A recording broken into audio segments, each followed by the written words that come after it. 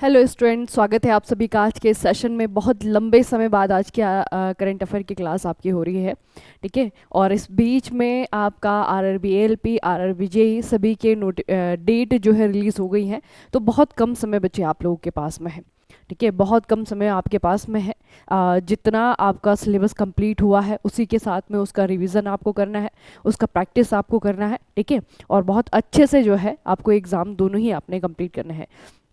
चलिए आज की खबरों को देखते हैं। और करंट अफेयर्स आपको जो पिछले एक साल का करंट अफेयर है उसे रिवाइज करना स्टार्ट कर देना है, ठीक है। क्योंकि बच्चे आरआरबी के आप अगर एग्जाम में देखेंगे तो पिछले एक साल का तो हमें पढ़ना ही पढ़ना होता है, लेकिन अगर उससे ज़्यादा अगर हम कवर कर पाएँ तो वो हमारे लिए ही बेनिफिशियल होता है। क्योंकि आरआरबी के एग्जाम में अगर आप लोग देखेंगे ना तो ज़रूरी नहीं कि आपको 2024 का ही पूरे एक साल का पूछेगा, ठीक है। 2023 का भी आपको क्वेश्चन पूछ सकता है। इसीलिए अगर आप लोग डेली प्रैक्टिस करने वाले बच्चे हैं, डेली करंट अफेयर पढ़ने वाले बच्चे हैं, तो बच्चे पिछले एक साल के अलावा जो है थोड़ा सा अगर पीछे जा सकते हैं, जैसे कि आप अक्टूबर 2023 के बाद से भी पढ़ सकते हैं, ठीक है। 2023 में अक्टूबर के महीने का जो करंट अफेयर होगा उसके बाद से जो है आप लोग रिवाइज शुरू करिएगा, क्योंकि इसमें जो है पिछले एक साल के अलावा भी आपको करंट अफेयर पूछा जाता है, ठीक है। चलिए आज की खबरों को देखते हैं। सबसे पहले बच्चे एक रिपोर्ट रिलीज हुई है। रिपोर्ट का नाम क्या है? All India Rural Financial Inclusion Survey NAFIS 2021-2022 के नाम से रिलीज हुई। ये मत सोचना कि पुरानी रिपोर्ट है, ठीक है। इस नाम से आपकी रिलीज हुई है। और इसे किसके द्वारा रिलीज किया गया है? इसे जो है आपका एक संस्था है, आप लोगों ने बहुत बार सुना होगा, नाबार्ड का नाम, national bank for agriculture and rural development, जो हमारे देश का ग्रामीण विकास के लिए और कृषि के लिए जो बैंक बनाया गया है, नाबार्ड के द्वारा जो है रिपोर्ट रिलीज की गई है।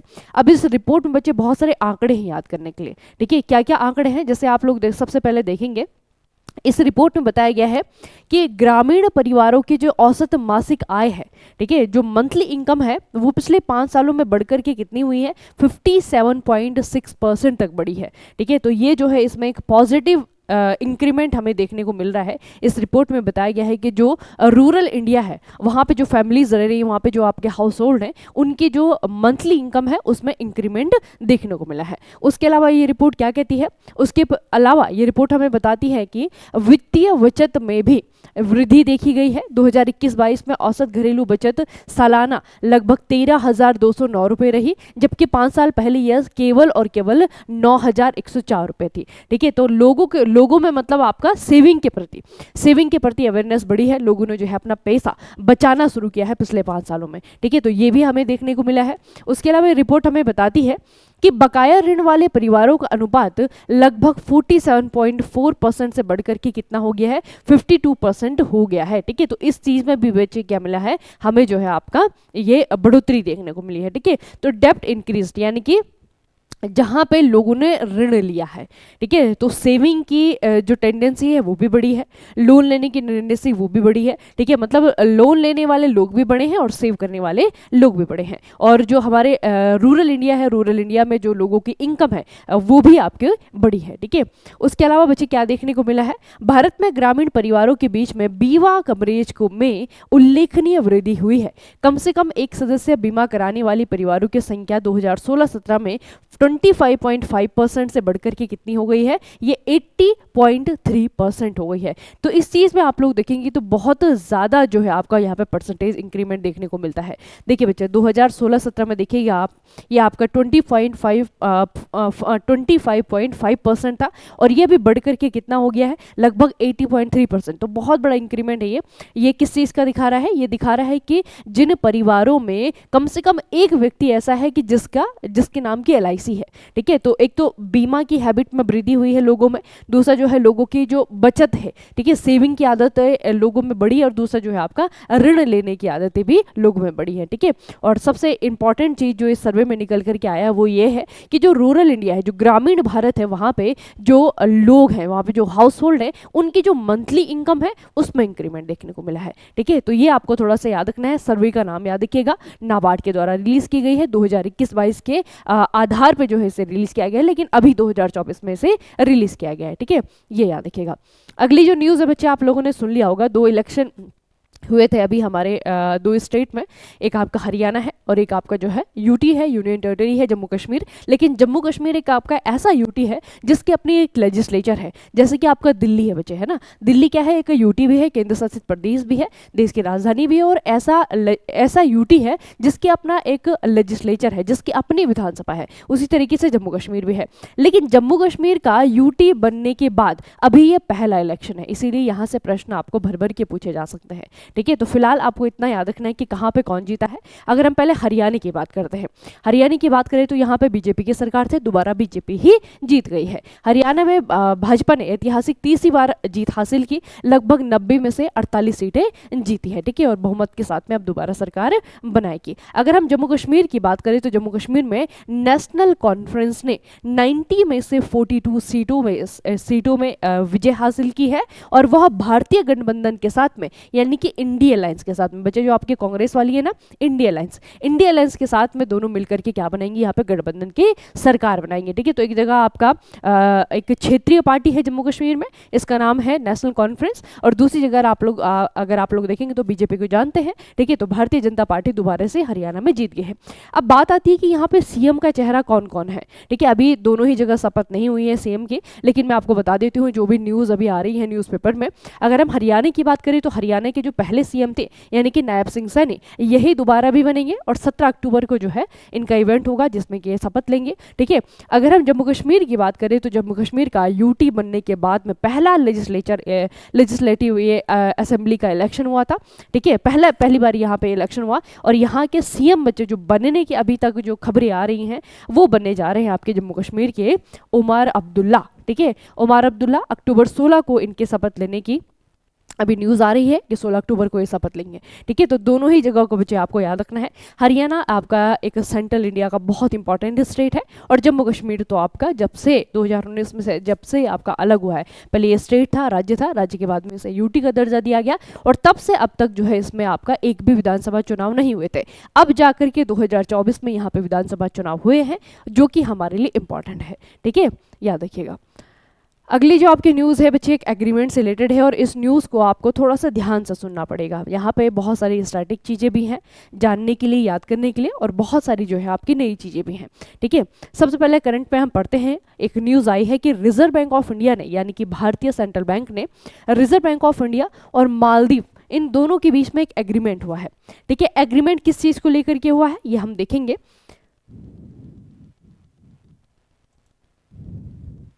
तो देखिए, आरबीआई ने सार्क मुद्रा विनिमय फ्रेमवर्क 2024-2027 के तहत मालदीव मौद्रिक प्राधिकरण एमएमए के साथ में मुद्रा विनिमय समझौता किया है।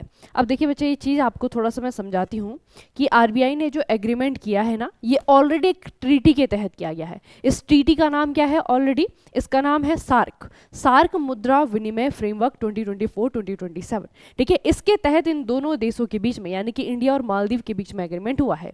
ठीक है, अब इस एग्रीमेंट को करने के बाद में क्या क्या चेंजेस आएंगे, या फिर मालदीव के जो बैंक है या फिर जो आपका रिजर्व बैंक ऑफ इंडिया है, ये एक दूसरे को क्या क्या सहूलियतें देंगे। ठीक है, देखिए ध्यान से देखिएगा। समझौते के तहत मालदीव मौद्रिक प्राधिकरण यानी कि MMA USA dollar euro swap window के तहत लगभग $400 मिलियन, और आईएनआर स्वैप विंडो के तहत लगभग 300 बिलियन रुपए। ठीक है, ये आपका 300 बिलियन रुपए है, और ऊपर जो है आपका $400 मिलियन है। इन दोनों की राशि के लिए आरबीआई से वित्तीय सहायता के लिए पात्र है। यह समझौता 18 जून 2027 तक वैध रहेगा, वैलिड रहेगा। ठीक है, समझ में आ रही है कोई बात? यहाँ पे ये बताया गया है कि जो मालदीव का ये जो प्राधिकरण है, जो आपका ट्रिब्यूनल है, ये बच्चे रिजर्व बैंक ऑफ इंडिया से डायरेक्ट लोन ले सकता है बिना किसी एक्सचेंज रेट के।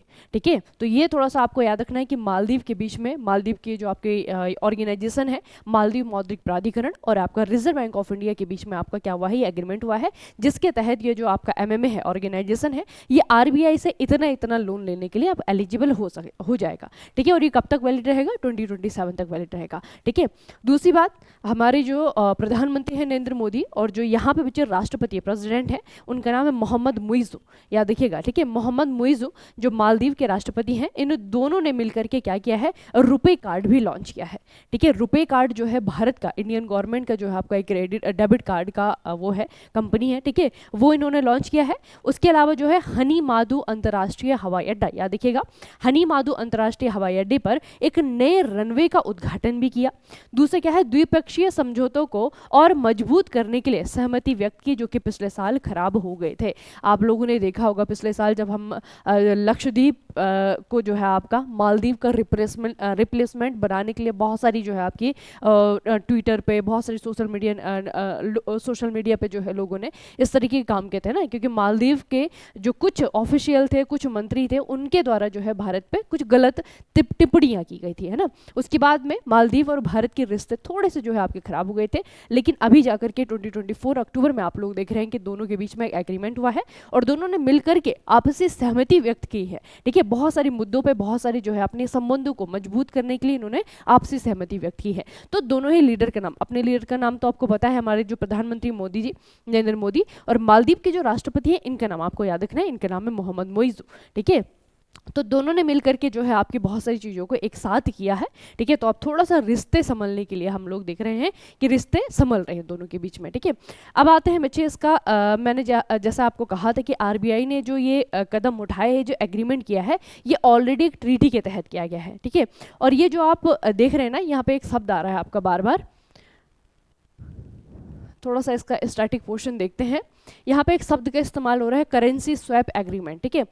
जब दो देशों के बीच में करेंसी स्वैप एग्रीमेंट होता है तो उसका मतलब क्या होता है, उसके मायने क्या होते हैं। देखिए, दो देशों के बीच में मुद्रा विनिमय समझौता तरलता समर्थन के लिए पूर्व निर्धारित नियमों और शर्तों के साथ में मुद्राओं का आदान प्रदान करने या फिर भुगतान संतुलन बीओपी संकट से बचने के लिए पर्याप्त विदेशी मुद्रा सुनिश्चित करने के लिए एक अनुबंध होता है, जब तक कि दीर्घकालिक व्यवस्था नहीं की जा सकती। तो ये थोड़ा सा देखिएगा बच्चे, ये जो आपका करेंसी स्वैप एग्रीमेंट है, किसी भी कंट्री के साथ में इसलिए किया जाता है कि हमारा जो विदेशी मुद्रा भंडार है, ठीक है, अगर कभी किसी भी कंडीशन में अगर हमारा विदेशी मुद्रा भंडार थोड़ा सा संकट में आ जाए, है ना, विदेशी मुद्रा भंडार हमें जो है आपका बनाए रखना होता है, उसमें बैलेंस बनाए रखना होता है, ठीक है। तो अगर वो किसी वजह से संकट में आता है, किसी आर्थिक संकट में आता है, तो तब हम क्या कर सकते हैं कि जिस कंट्री के साथ में हमारे एग्रीमेंट है उससे जो है टेम्परेरीली, ठीक है, हमेशा के लिए नहीं, कुछ शॉर्ट टर्म के लिए जो है उससे विदेशी मुद्रा जो हम ले सकते हैं, ठीक है। एक तरीके से उससे लोन लिया जा सकता है ताकि हमारा जो विदेशी मुद्रा भंडार है उसे हम बैलेंस करके रहे, ठीक है। इसे ही कहा जाता है, दो देशों के बीच में क्या कहा जाता है, करेंसी स्वैप एग्रीमेंट कहा जाता है। अब जहां पे मैंने आपको एक चीज़ बताया था कि दोनों देशों के बीच में, इंडिया के बीच में, मालदीव के बीच में जो एग्रीमेंट हुआ है, ये किसी एक एग्रीमेंट के तहत हुआ है, ठीक है। तो ये जो ऑलरेडी बच्चे आपका फ्रेमवर्क है, इसे कहा जाता है शार्क मुद्रा स्वैप फ्रेमवर्क 2024-2027। ये आपका 2012 में लागू हुआ था। आरबीआई ने 2024 से लेकर के 2027 की अवधि के लिए शार्क देशों के लिए स्वैप व्यवस्था की पेशकश जारी की थी, ठीक है। और इसमें बच्चे आपका क्या है, 2 बिलियन अमेरिकी डॉलर के समग्र कोष के साथ में एक अलग स्वैप विंडो के तहत अमेरिकी डॉलर और यूरो में जो है आरबीआई क्या करेगा, मतलब ये जो सार्क कंट्रीज हैं इनकी हेल्प कर सकेगा, ठीक है, या फिर इन देशों के साथ में इस तरीके से क्या करेगा, एग्रीमेंट करेगा, करेंसी स्वैप एग्रीमेंट करेगा, ठीक है। अब जब सार्क कंट्रीज की बात आती है तो कौन कौन से सार्क नेशन है, आपका स्टार्टिंग में एक बहुत बेसिक सा प्रश्न बनता है कि सार्क कंट्री कौन कौन सी हैं। तो बच्चों, सार्क कंट्री कौन कौन सी है, इसका जो आपका हेडक्वार्टर है काठमांडू नेपाल में है, ठीक है। और इसमें जो आपकी कंट्री है, इसका एक बहुत ही फेमस इसका बच्चे एक शॉर्टकट है, यह है आपका MBBS पेन, ठीक है, ये आपका है। तो इसे थोड़ा सा याद रखिएगा। MBBS में आप लोग देखेंगे मालदीव है, बांग्लादेश है, भूटान है, श्रीलंका है, पाकिस्तान है, अफगानिस्तान है, इंडिया है और आपका नेपाल है, यानी कि भारत और भारत के जो आपके पड़ोसी देश है, ठीक है, उनका जो है आपका एक ग्रुप है, सार्क कंट्रीज जिन्हें कहा जाता है, साउथ एशियन कंट्रीज हैं, ठीक है। इनके बीच में जो आपसी रिश्ते हैं, एक दूसरे के जो आर्थिक सहयोग है उसके लिए आपका एक ऑपरेशन बनाया गया है, ठीक है, ताकि ये कंट्री जो है एक दूसरे का सहयोग कर सके, ठीक है। तो सार्क कंट्रीज को याद रखिएगा, इसका एक शॉर्टकट है, आपको याद रहेगा। बाकी मालदीव की अगर हम बात करें तो मालदीव के बारे में हम बहुत बार न्यूज़ पढ़ चुके हैं, ठीक है। इसकी लोकेशन याद रखिएगा, भारत के दक्षिण में आप लोग देखेंगे हिंद महासागर है, हिंद महासागर में जो है आपका एक आर्कियोपॉलिगल कंट्री है। आर्कियोपॉलिगल का मतलब क्या होता है, बहुत सारे छोटे छोटे द्वीपों से मिलकर के द्वीप समूह बना हुआ है, ठीक है। और इसकी जो कैपिटल है वो है आपके माले, ठीक है। तो इतना जो है आपको मालदीव के बारे में भी याद रखना है। कहाँ पे है ये, भारत के दक्षिण में है, हिंद महासागर में है, ठीक है, और सार्क का मेंबर भी है। अगली जो आपकी न्यूज़ है बच्चे, ये अनदर हमारे एक पड़ोसी देश से है, ये है आपका नेपाल, ठीक है। नेपाल में अभी जैसे हम लोगों ने यहाँ पे अभी एक दिन पहले यहाँ पे दशहरा सेलिब्रेट किया है ना, जैसे हम विजयदशमी भी कहते हैं, दशहरा भी कहते हैं। और भारत के अलग अलग क्षेत्रों में बच्चे, ऐसे नहीं कि सिर्फ नॉर्थ इंडिया में मनाया जाता है, भारत के अलग अलग क्षेत्रों में, दक्षिण भारत में, उत्तर भारत में, पूर्वी भारत में, यहाँ पे इसे अलग अलग नाम से, अलग अलग छोटे बड़े अलग अलग प्रकार के त्योहारों से सेलिब्रेट किया जाता है, ठीक है। तो यही त्यौहार जो है आपका मनाया जाता है नेपाल में भी। आपको पता होना चाहिए कि नेपाल जो है आपका एक हिंदू बहुल राष्ट्र है, ठीक है। यहाँ पे हिंदुइज्म बहुत ज़्यादा लोगों के द्वारा फॉलो किया जाता है, ठीक है। तो नेपाल में बच्चे आपका 10 दिन का एक त्योहार मनाया जाता है, इसे कहते हैं दशई त्योहार। और दशई त्योहार का जो 7वां दिन होता है उस दिन एक यहाँ पे समारोह मनाया जाता है, इसे फुलपाती समारोह कहा जाता है, ठीक है। तो दशई त्योहार कहाँ पे सेलिब्रेट किया जाता है ये पूछा जा सकता है, या फिर फुलपाती फेस्टिवल ये आपका कहाँ पे सेलिब्रेट किया जाता है ये भी पूछा जा सकता है। तो नेपाल में इसका सेलिब्रेशन होता है। दशई, अगर हम बात करें दशई की, तो नेपाल का सबसे बड़ा त्यौहार है। फुलपाती के अवसर पर लोग मंदिरों में बलि चढ़ाते हैं और अपने घरों में विभिन्न प्रकार के पवित्र पत्ते और फूल लाते हैं, ठीक है। तो ये जो आपका फेस्टिवल है बच्चे, कहीं ना कहीं जैसे हमारे यहाँ पे दशहरा है उसी तरीके से जो है आपका नवमी को मनाने, नवरात्रों के आखिरी दिनों को मनाने के लिए, ठीक है, या फिर दशहरा को, विजयदशमी को मनाने के लिए जो है आपका वहाँ पे इसका इस्तेमाल किया जाता है, ठीक है। दशई त्योहार वहाँ पे कहते हैं नेपाल में, हमारा पड़ोसी देश है, ठीक है। और हमारे जो कल्चर है, हमारा जो संस्कृति है वो हम साझा करते हैं, बहुत सारी चीज़ें हमें बहुत ज़्यादा सिमिलर हैं, ठीक है। तो पता होना चाहिए कि क्या क्या चीज़ें सिमिलर हैं। अगली जो आपकी न्यूज़ है ये अब आगे आने वाली 2025 के लिए बहुत इंपॉर्टेंट होने वाली है, और ये है आपका नोबेल प्राइज़, ठीक है। नोबेल प्राइज़ में बच्चे आपका, अगर हम लिटरेचर की बात करें सॉरी, साउथ कोरियन राइटर हैं, याद रखिएगा, इनका नाम है हांगकांग, ठीक है, याद रहेगा आपको, बहुत ज़्यादा टफ नाम नहीं है। साउथ कोरियन राइटर हैं, इनका नाम है हांगकांग। इन्हें जो है 2024 का नोबेल प्राइज़ किसमें, लिटरेचर में दिया गया है, साहित्य के क्षेत्र में दिया गया है, ठीक है। बहुत फेमस बच्चे पोइट हैं, पोइट, ठीक है, मतलब कि कवित्री हैं, ठीक है, बहुत ज़्यादा इन्होंने कविताएं लिखी हैं, और उसके लिए जो है इन्होंने इनके पूरे लिटरेचर में जो योगदान है इनका, उन पूरे योगदान के लिए, उनके कॉन्ट्रीब्यूशन के लिए 2024 का साहित्य का नोबेल प्राइज़ दिया गया है। उसके अलावा इनके पुरस्कार की बात करें तो स्वीडिश अकेडमी के द्वारा इस पुरस्कार की घोषणा की गई है, और इसके साथ में इन्हें लगभग 11 मिलियन स्वीडिश क्राउन की धनराशि दी जाएगी, ठीक है। अब बात करते हैं इनके काम की। इनके काम में बच्चे, इनकी किताब है जो बहुत ज़्यादा फेमस है, आपको पूछा जा सकता है, सिर्फ एक बुक का नाम पूछा जाएगा कि ये बुक किसने लिखी है, तो ये बुक है आपकी 2007 में लिखी थी, द वेजिटेरियन। द वेजिटेरियन आपको पता है बच्चे, पूरे नॉर्थ कोरिया की, साउथ कोरिया की ये पहली ऐसी बुक थी जो कि कोरियन लैंग्वेज की पहली ऐसी बुक थी जिसे कि आपका इंटरनेशनल बुकर प्राइज़ दिया गया था, ठीक है। तो बहुत इंपॉर्टेंट बुक है, और इसी बुक के बाद में बच्चे बहुत ज़्यादा फेमस हुई थी, ठीक है। हांगकांग जो है इसी बुक के बाद में बहुत ज़्यादा फेमस हुई थी, तो बहुत इंपॉर्टेंट बुक है, आपको याद रखना है। द वेजिटेरियन इसका नाम है, और राइटर का नाम याद रखिएगा, हांगकांग, ठीक है। उसके अलावा बच्चे इनकी जो आपकी और किताबें हैं, जैसे कि आप लोग देख रहे हैं, ह्यूमन एक्ट है, इन्हीं की बुक है। द वाइट बुक है, ये भी इन्हीं की बुक है। I do not beat farewell, ये भी इन्हीं की है। ग्रीक लेसन्स, ये भी इन्हीं की बुक है। वी डू नॉट पार्ट, ठीक है, ए नोवेल, ये भी इन्हीं की बुक है, ठीक है। तो इतनी सारी जो है इनकी किताबें हैं, इनमें से सबसे इंपॉर्टेंट मैंने आपको बता दिया है, वेजिटेरियन, याद रखिएगा, इनकी बुक है। और इसी किताब के लिए इन्हें जो है सबसे पहली बार इंटरनेशनली, अंतर्राष्ट्रीय स्तर पर ख्याति प्राप्त हुई थी। इन्होंने जो है इंटरनेशनल बुकर प्राइज़ दी जाता है इस बुक के लिए, ठीक है। अगला भी आपका नोबेल प्राइज़ है 2024 का, शांति का नोबेल पुरस्कार किसे दिया गया है, एक जापानी संगठन है, ऑर्गेनाइजेशन है, इसका नाम है निहोन हिंडियाक्यो, ठीक है। निहोन हिंडियाक्यो जो है इस ऑर्गेनाइजेशन का नाम है। ये ऑर्गेनाइजेशन क्या है या फिर किसके द्वारा ये बनाया गया है, तो ये ऑर्गेनाइजेशन बच्चे याद रखिएगा, ये जो ऑर्गेनाइजेशन है निहोन हिंडियाक्यो, ये हिरोशिमा और नागासाकी, हिबाकुशा के अणु बम यानी कि परमाणु बम से बचे हुए लोगों का एकमात्र राष्ट्रव्यापी संगठन है, ठीक है। अब हिरोशिमा और नागासाकी में क्या हुआ था, है ना, अमेरिका ने वहाँ पे बॉम्ब अटैक किया था, एटॉमिक बॉम्ब से अटैक किया था, और उसके बाद में जो है बहुत सारे लोगों ने उस अटैक में अपनी जान गंवा दी थी। लेकिन कुछ ऐसे लोग भी थे जो कि उस अटैक से सरवाइव करने में सक्षम रहे, बहुत छोटी उनकी उम्र रहे, ठीक है। बहुत कोई बच्चा अभी जो यहाँ पे इसके मेंबर है, कोई ऐसे थे जो उस समय अपनी माँ के गर्भ में थे, है ना, अभी जो है आपके वो इस ऑर्गेनाइजेशन के मेंबर हैं। तो इस तरीके से जो बच्चे उस बम से, आप लोग कह सकते हैं कि उस हमले के जो पीड़ित रहे होंगे, जो सर्वाइवल थे, उनका जो है आपने क्या बनाया हुआ है, एक ऑर्गेनाइजेशन बनाया हुआ है। उस ऑर्गेनाइजेशन का नाम आपको याद रखना है, वो है आपका निहोन हिंडियाको। ठीक है, अब इसे जो है नोबेल पीस प्राइज दिया गया है।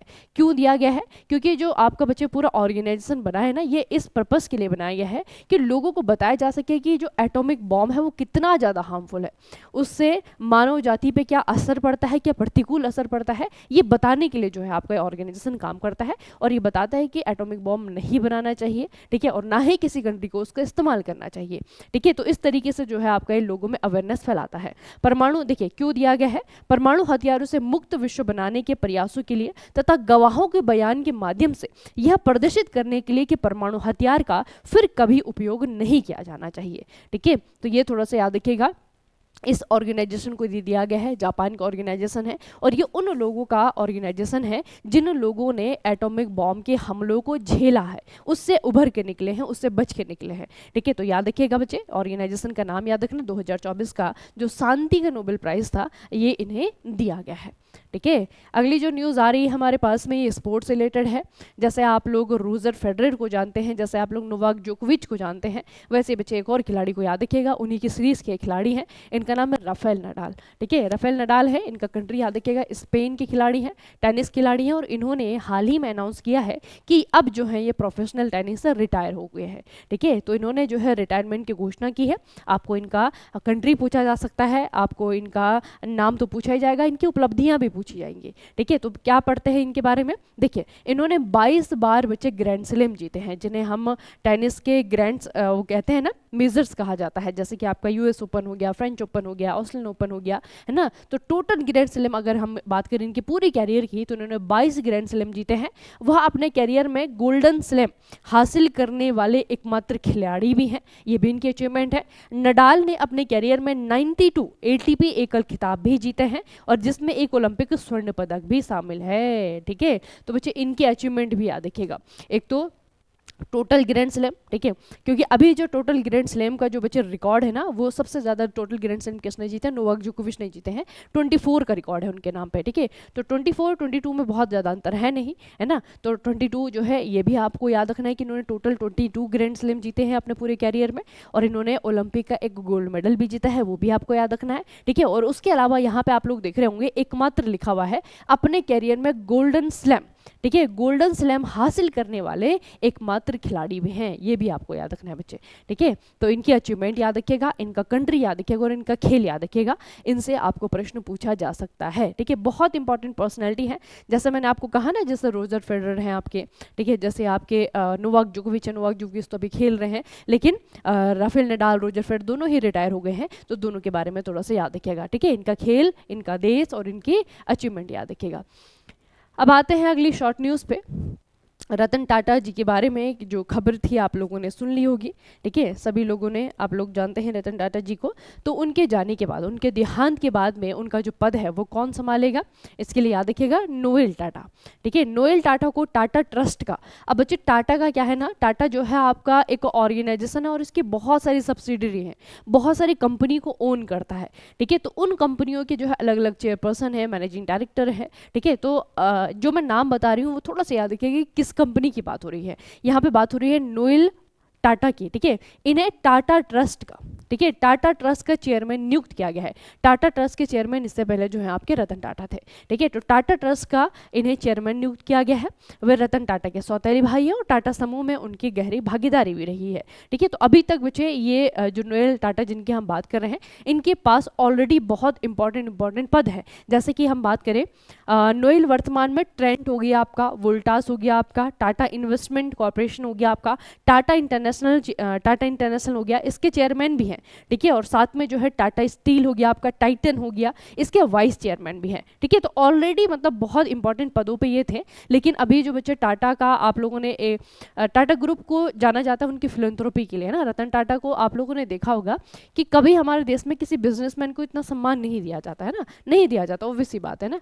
बिजनेस को एक सम्मानजनक प्रोफेशन भी नहीं माना जाता, ना ही बिजनेसमैन को इस तरीके से कोई सम्मान दिया जाता है ना। लेकिन उन्हें जाना जाता था, रतन टाटा को, अपने परोपकारी काम के लिए ना। टाटा ट्रस्ट जो ऑर्गेनाइजेशन मैं आपको बता रही हूँ बच्चे, ये वो ऑर्गेनाइजेशन है जो कि जितने भी परोपकार वाले काम होते थे, टाटा ट्रस्ट जो भी काम करता था, वंचितों के लिए, लोगों के लिए, जानवरों के लिए, वो सारे के सारे इसके द्वारा किए जाते हैं। ठीक है, तो टाटा ट्रस्ट के चेयरमैन अभी तक रतन टाटा थे, अभी जो है आपके नोएल टाटा हो गए हैं। और बाकी जो इसकी कंपनियां हैं उसमें आप लोग देख रहे होंगे, ट्रेंट हो गया, वोल्टास हो गया आपका, है ना, ये टाइटन के वाइस चेयरमैन है और वोल्टास के आपके चेयरमैन है। ठीक है, तो बहुत सारी और भी ऑर्गेनाइजेशन जो है टाटा की सब्सिडरी है, उनके जो है चेयरमैन है, किसी में आपके वाइस चेयरमैन है, लेकिन जो इंपॉर्टेंट मैंने आपको बताया वो याद रखना, टाटा ट्रस्ट। ठीक है, उसके अलावा टाटा में ही आपका एक बहुत इंपॉर्टेंट नाम भी अभी आपका सामने आ रहा है, टाटा में ही, टाटा ग्रुप में ही, वो आ रहा है आपका, इनका इनका नाम है बच्चे आपका नटराजन चंद्रशेखरन। नटराजन चंद्रशेखरन जो है आपके, ये कौन है और ये कौन सी वाली सब्सिडियरी की हेड है, तो याद रखना ये है आपके टाटा सन्स। ठीक है, टाटा सन्स की कमान नटराजन चंद्रशेखरन के हाथ में है और ये नई अपॉइंटमेंट नहीं है, 2017 से जो है ये इसके हेड है। ठीक है, तो इस तरीके से आपको याद रखना है कि टाटा ग्रुप में जो है बहुत सारी ऑर्गेनाइजेशन है, अलग अलग सब्सिडियरी हैं। ठीक है, सभी का जो है एक साथ कोई एक मालिक नहीं है, मतलब एक साल कोई एक हेड नहीं है। ठीक है, तो जहाँ जहाँ पे जिस जिस कंपनी का बताया है याद रखना, नटराजन चंद्रशेखरन टाटा सन्स हो गया आपका, और टाटा ट्रस्ट के जो है अभी आपके चेयरमैन कौन बने हैं, नोएल टाटा बने हैं। ठीक है, तो ये बच्चे याद रखिएगा।